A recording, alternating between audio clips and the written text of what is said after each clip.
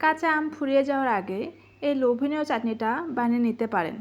আসসালামু আলাইকুম এভরিওয়ান, আশা করছি সবাই ভালো আছেন। আজকে আমি আপনাদের সাথে শেয়ার করব কাঁচা পাকা আমের চাটনি।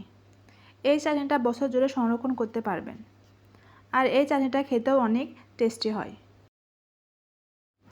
এখানে আমি 1 কেজি আম খোসা ছাড়িয়ে কেটে নিয়েছি।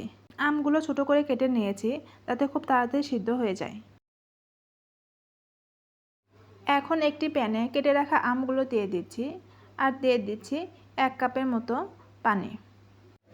এখন চুলায় বসিয়ে দিয়ে নেড়ে চেড়ে ঢাকনা দিয়ে ঢেকে দিচ্ছি সিদ্ধ হওয়ার জন্য। চাটনির আমটা 1 কাপ পানি দিয়ে সিদ্ধ করতে হবে।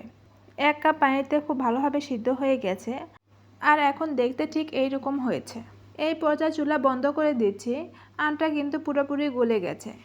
এখন এইরকম ম্যাশ করে নিচ্ছি। সেম কাজটা চাইলে আপনারা চামচ দিয়েও করতে পারেন, আবার চাইলে হ্যান্ড বিটার দিয়েও এইরকম বেট করে নিতে পারেন। চাটনির আমটা গরম থাকা অবস্থায় ম্যাশ করে নিয়েছি। আমের চাটনি তৈরি করতে অবশ্যই চেষ্টা করবেন আঁশ ছাড়া আম নেওয়ার জন্য, তাহলে চাটনিটা অনেক বেশি ভালো হয়। এখন প্যানে পরিমাণ মতো সরষের তেল দিয়ে দিচ্ছি, আর দিয়ে দিচ্ছি 2 টুকরো তেজপাতা আর 1 চামচ আস্ত পাঁচফোড়ন। পাঁচফোড়ন দিয়ে ভালোভাবে নেড়েচেড়ে দিচ্ছি। এই পর্যায়ে দিয়ে দিচ্ছি 1 চামচ চিলি ফ্লেক্স। আবারও একটু নেড়েচেড়ে দিচ্ছি, আর এখন দিয়ে দিচ্ছি সিদ্ধ করা আমগুলো।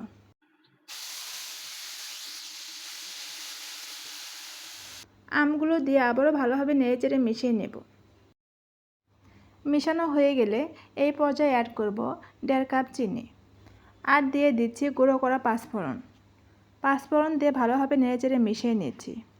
আমি আর একটি আমের আচার শেয়ার করেছিলাম, আর ওইটাতে দেখিয়েছিলাম কীভাবে বাসায় এই পাঁচফোড়ন গুঁড়া বানাতে হয়।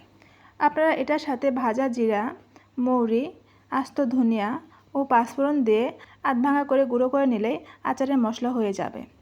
এখন হাফ চা চামচ মরিচের গুঁড়া, সামান্য হলুদ ও স্বাদমতো লবণ দিয়ে দিচ্ছি। হলুদ আর মরিচের গুঁড়া চাইলে আপনারা স্কিপ করতে পারেন, তবে দিলে চাটনির দারুণ একটা কালার আসে। ভালো করে নেড়েচেড়ে মিশিয়ে নিচ্ছি, আর মাঝারি আঁচে জাল করছি। কিছুক্ষণ জাল করার পর দেখবেন চাটনিটা ঘন হতে শুরু করেছে।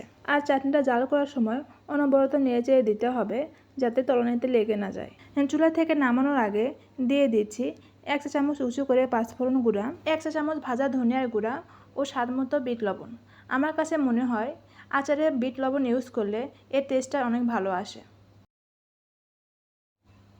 এখন এই চাটনির কালারটা দারুণ হয়েছে। আপনারা যদি আরও টানিয়ে নিতে চান তাহলে টানিয়ে নিতে পারেন, কারণ চুলার থেকে নামানোর পর আরও ঘন হয়ে যাবে। ঠান্ডা হওয়ার পর চাটনিটা কীরকম হয়েছে আপনাদের দেখিয়ে দিচ্ছি। দেখতেই পাচ্ছেন কতটা ঘন হয়েছে। এই পর্যায়ে সংরক্ষণের জন্য কাচের বয়ামে রেখে দিতে পারেন, বছর জুড়ে ভালো থাকবে। তবে চাটনিতে কোনো রকম এক্সট্রা পানি থাকা যাবে না, তাহলে চাটনিটা নষ্ট হয়ে যেতে পারে।